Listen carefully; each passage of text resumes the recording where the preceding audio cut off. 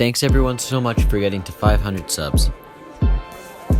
As I promised, I solved one Rubik's Cube for every subscriber I've gotten so far, and I will keep solving one 3x3 for every single subscriber that I get.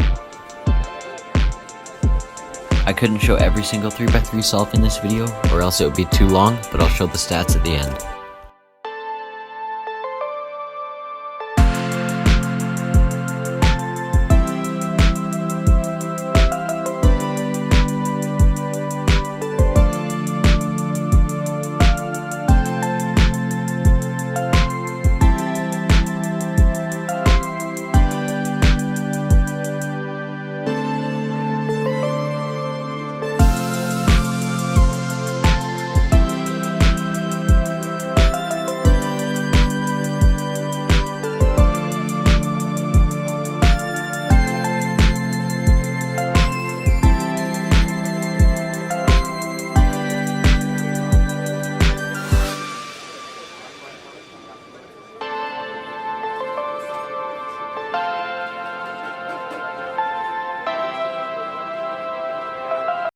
Overall, I averaged 11.42 seconds with the best time of 7.27 and a great average of 5 of 9.34.